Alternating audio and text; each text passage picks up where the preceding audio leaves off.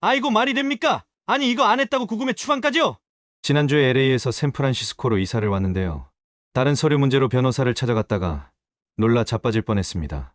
선생님, 이사한 지 겨우 일주일밖에 안 됐는데 벌써 뭔 신고를 해야 한다는 거예요?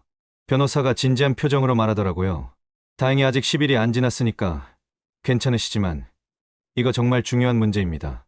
요즘 미국 정세가 이렇다 보니 이민 관련 규정들이 많이 강화됐어요. 저도 미국에 온 지 벌써 20년이 넘었는데 이런 걸 몰랐다니 정확히는 저도 몇 번 안 지켰겠죠? 정말 아찔했어요. 영주권자나 기타 비시민권자들이 이사를 했을 때 보통 우정국 USPS에만 신고하는 걸로 알고 있는데 USCIS에 주소 변경을 신고하지 않으면 실제로 구금이나 추방 절차가 시작될 수 있다는 거예요. 에이 설마요. 그냥 주소 하나 안 바꿨을 뿐인데요? 이런 걸로도요? 제가 다시 물어봤죠. 네, 이게 단순해 보이지만 연방법 위반이에요. 특히 올해 트럼프 행정부가 외국인 등록 의무 강화 행정명령을 발표하면서 더욱 엄격해졌거든요. 요즘은 이민 정책이 강화되면서 이런 부분들을 더 엄격하게 보고 있어서요. 미국 이민법에 따르면 영주권자를 포함한 모든 비시민권자는 이사 후 10일 이내에 반드시 USCIS에 새로운 주소를 신고해야 한다고 하더라고요. 이게 선택사항이 아닌 법적 의무라는 거예요. 그런데 선생님, 솔직히 누가 이런 거 하나하나 다 지켜가면서 삽니까? 이거 안 지킨 사람들이 여전히 많잖아요. 다 걸리는 건 아니겠죠? 제가 조심스럽게 물어봤어요. 변호사가 심각한 표정으로 답했습니다. 실제로 100% 모든 사람이 다 걸리지는 않아요. 지금도 안 하고 지내는 사람들 많이 있을 겁니다. 근데 최근 지난 5월부터 주변 변호사들과 세미나를 하면 이 문제로 실제 처벌을 받는 사례가 많아졌어요. 전에는 이례적인 사례들이 점점 흔하게 일어나고 있어요. 특히 다른 법적 문제와 겹치거나 시민권 신청할 때 또는 출입국 심사 때 발견되면 정말 큰 문제가 될 수 있습니다.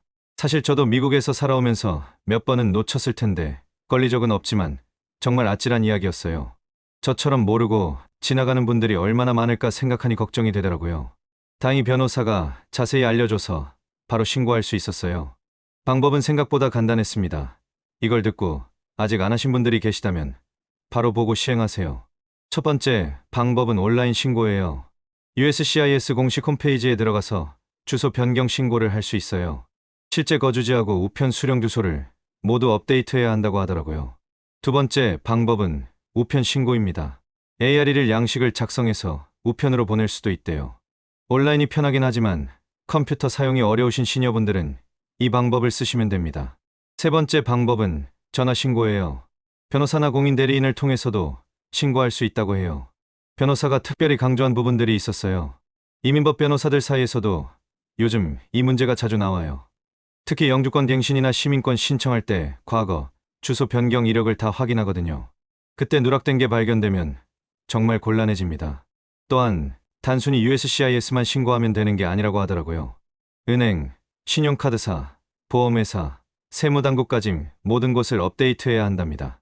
변호사가 알려준 또 다른 중요한 정보가 있었어요. 주소 변경을 제때 하지 않으면 신용도에도 문제가 생길 수 있다는 거예요. 은행이나 신용카드사에서 중요한 서류를 보내는데 받지 못하면 연체나 기타 문제로 이어질 수 있어요. 특히 세금 관련 서류를 못 받으면 정말 큰일이죠. 실제로 IRS 세무 신고할 때도 현재 주소가 맞지 않으면 세무당국으로부터의 통지서나 환급금을 받을 수 없다고 하더라고요. 의료보험도 마찬가지예요. 주소가 바뀌면 담당 의료진이나 병원이 달라질 수 있고 보험 혜택도 지역별로 다를 수 있거든요. 특히 메디케어나 메디케이드 같은 정부 의료 혜택을 받고 계신 분들은 더욱 주의해야 한다고 강조하시더라고요. 변호사가 추천해준 방법 중에 흥미로운 게 있었어요. 자주 이사를 다니시는 분들을 위한 가상 사서함 서비스 말이에요. US Global Mail, Savinomad, Traveling Mailbox 같은 서비스들이 있어요. 월 10에서 $55 정도 비용으로 고정 주소를 가질 수 있고 우편물을 디지털로 스캔해서 확인할 수도 있죠. 특히 해외에서도 미국 우편물을 받을 수 있어서 해외 거주하시는 분들에게 매우 유용하다고 하더라고요. 많은 분들이 친구나 가족 주소를 빌려 쓰시는데 이것도 조심해야 해요. 상대방에게 피해가 갈 수 있고 우편물 처리 문제, 프라이버시 문제도 생길 수 있거든요. 특히 은행이나 정부기관에서 주소 확인을 요구할 때 적절한 서류를 제공하기 어려울 수 있다고 하시더라고요. 변호사가 정리해준 체크리스트가 정말 도움이 됐어요. 은행 관련으로는 메인 은행 계좌, 그러니까 당좌 계좌나 저축 계좌 모두 바꿔야 하고요. 신용카드사 모든 카드들도 업데이트해야 해요. 그리고 투자계좌, 401k나 IRA 같은 것들, 그리고 보험회사들도 다 연락해야 한다고 하더라고요. 생명보험, 자동차보험, 집보험 말이에요. 꼭 해야 하는 정부 기관들도 알려주시더라고요. 제일 중요한 건 역시 USCIS, 그러니까 이민청이에요. 이건 귀가 빠지도록 머릿속에 박히도록 몇 번을 반복해서 꼭 해야 한다고 강조하시더라고요. 그리고 IRS와 해당 주 세무당국, 소셜 시큐리티 관리소도 빼먹으면 안 되고요. 선거관리위원회에도 투표 등록 주소를 바꿔야 하고, DMV에서는 운전면허랑 차량 등록 주소를 모두 업데이트해야 한답니다. 다만 각 주마다 기한이 다른데 보통 10일에서 60일 이내에는 해야 한다고 하더라고요. 놓치기 쉬운 곳들도 많다고 하시더라고요. 온라인 쇼핑몰들, 아마존이나 이베이 같은 곳들, 그리고 구독 서비스들, 의료진들, 주치의나 치과, 안과 이런 곳들도 연락해야 하고, 자녀가 있으시면 학교에도 알려야 하고, 다니시는 종교 기관이 있다면 거기도 주소 변경을 해야 한다고 하더라고요. 변호사가 특별히 강조한 부분이 있었어요. 가상사서함 서비스를 선택할 때 보안 수준을 확인하라는 거였어요. SOC2, HIPAA 기준을 충족하고 은행급 암호화를 제공하는 서비스를 선택하세요. 또한 2단계 인증 기능이 있는지도 중요해요. 또한 우편물을 보관하는 기간, 우편물 파기 처리 정책도 꼼꼼히 확인하셔야 해요. 국제 배송 시 보험이 적용되는지도 중요한 포인트죠. 가상사서함 서비스는 기본 요금 외에도 스캔 건수, 국제 배송비, 패키지 보관료 등을 종합적으로 계산해서 선택하는 것이 중요해요. 변호사가 알려준 팁으로는 장기간 이용할 예정이라면 연간 할인 혜택을 제공하는 서비스를 선택하는 게 좋다고 하더라고요.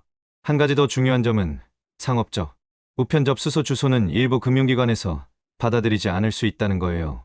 세비노메 같은 서비스는 실제 거주지, 주소를 제공해서 은행 계좌 개설이나 유지에 더 적합하죠. 제가 이번에 겪은 일을 통해 정말 많은 걸 배웠어요. 20년 넘게 미국에 살면서도 몰랐던 중요한 사실들이 이렇게 많다니, 혹은 이미 놓치거나 인지하지 못한 부분들이 많았다는 게 놀라웠습니다. 특히 요즘같이 이민 정책이 강화되고 영주권 카드도 가지고 다녀야 하는 시점에서는 이런 기본적인 의무사항들을 더욱 철저히 지켜야겠다는 생각이 들었어요. 다행히 저는 10일 이내에 신고를 마쳤지만 혹시 이 영상을 보고 계신 분들 중에 이사 후 신고를 안 하신 분이 계시다면 지금이라도 빨리 하시기 바래요. 법을 모른다고 해서 면제되는 게 아니니까요. 우리 모두 안전하고 편안한 미국 생활을 위해서 이런 기본적인 것들부터 챙겨가면 좋겠습니다. 설마가 사람 잡고 이민국에 잡혀가는 시국입니다. 실시간으로 제보와 사연을 받고 있습니다. 지금 화면에 보이는 주소로 보내주시면 됩니다. 여러분의 생각과 의견을 자유롭게 댓글로 남겨주시고 공유하시며 소통해주세요. 구독과 좋아요는 채널 운영에 큰 힘이 됩니다.